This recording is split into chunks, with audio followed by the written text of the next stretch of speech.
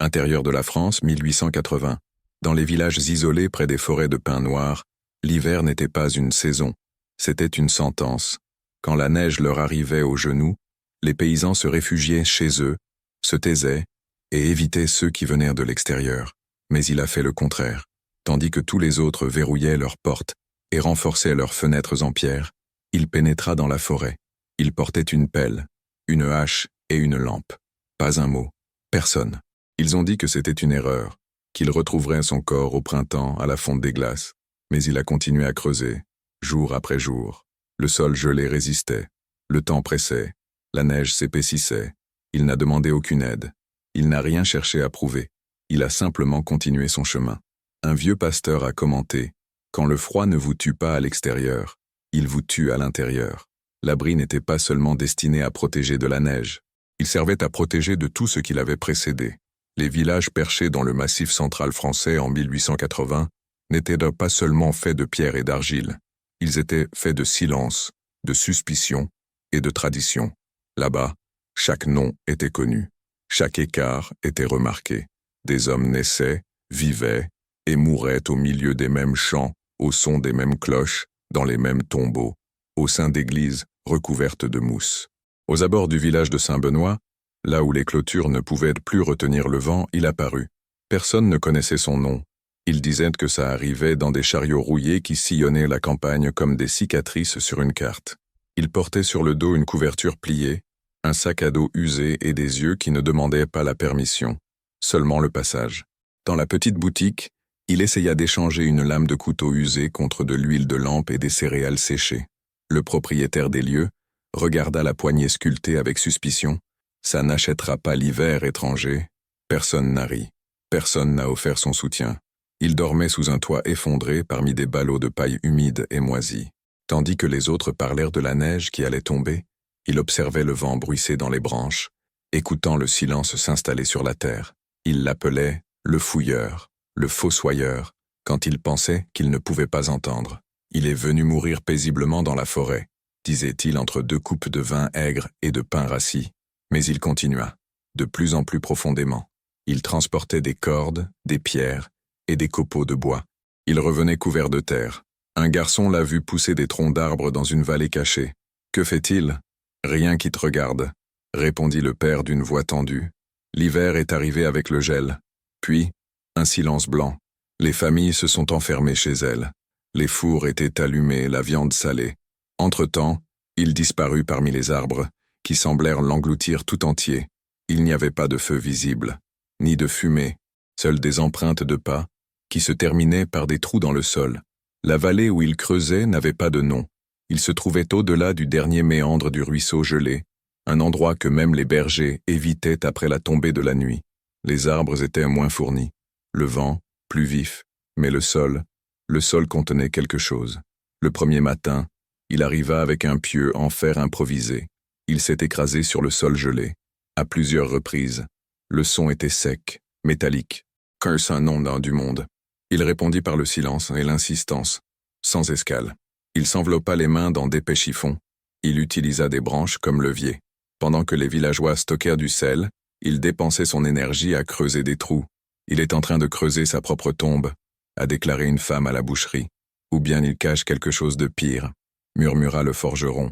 Mais il écoutait tout, et il suivait le mouvement. Il construisit une entrée à l'aide de fines bûches, assemblées comme des nervures. Il l'a recouvert de mousse sèche, d'argile et de branches. De loin, ça ne ressemblait à rien. De près, ça ressemblait à une question de survie. À l'intérieur, elle utilisait sa propre chaleur pour faire fondre la glace. Il alluma un petit feu contrôlé dans une fosse latérale. À l'aide de pierres rondes, il créait de la chaleur souterraine. Pas de fenêtre, pas de luxe, juste un ventre de terre et de feu. La nuit, il accrochait la lampe au crochet. Il travaillait comme un artisan aveugle. Il n'y avait pas de carte, seulement le rythme, le temps et un rhume impatient.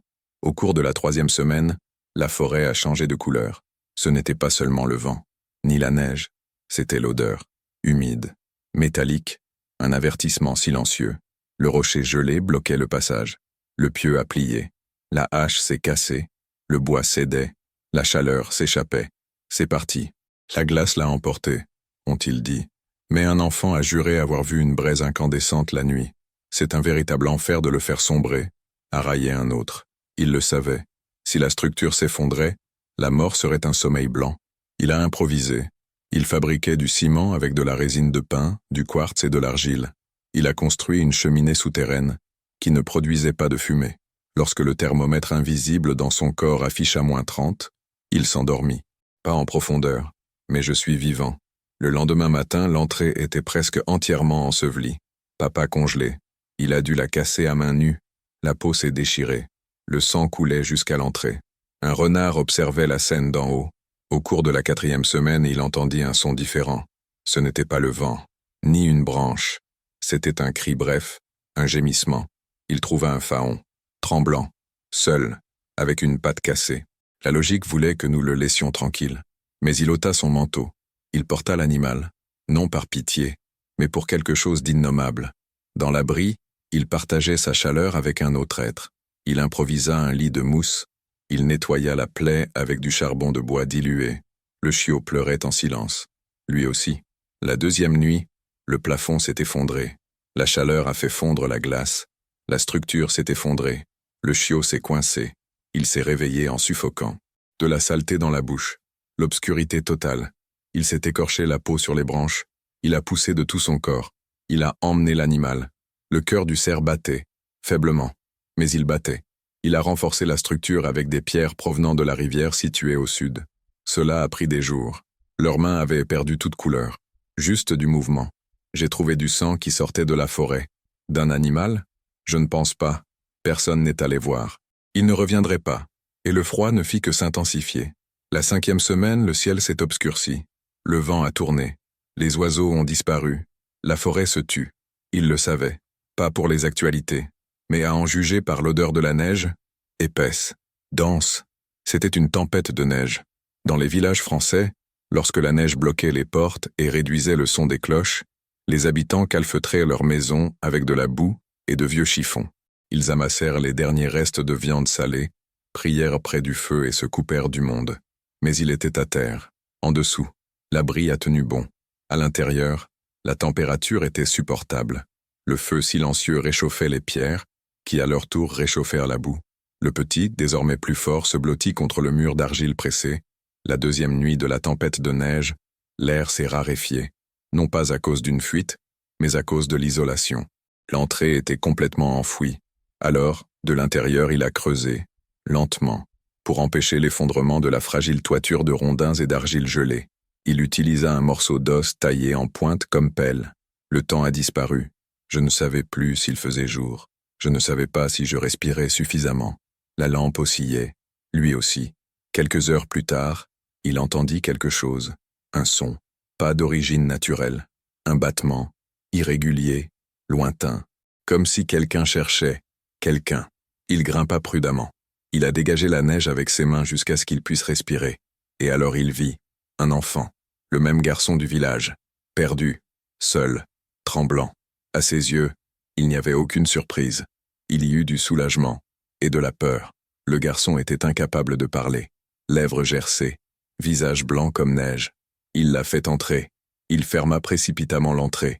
Garder le garçon au chaud est devenu une priorité. Il confectionnait des compresses de mousse chauffée. Il a déchiré un morceau de son propre manteau. Il donna au garçon des gouttes de graisse fondue. La nuit a duré plus longtemps qu'elle n'aurait dû. Ou peut-être que ce n'était que quelques jours. Ou simplement la perception des jours. Le garçon n'a rien demandé.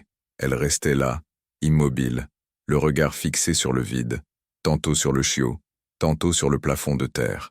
Le 3e jour, lorsque la tempête de neige s'est calmée, il a creusé une sortie latérale, un court tunnel avec des ramifications.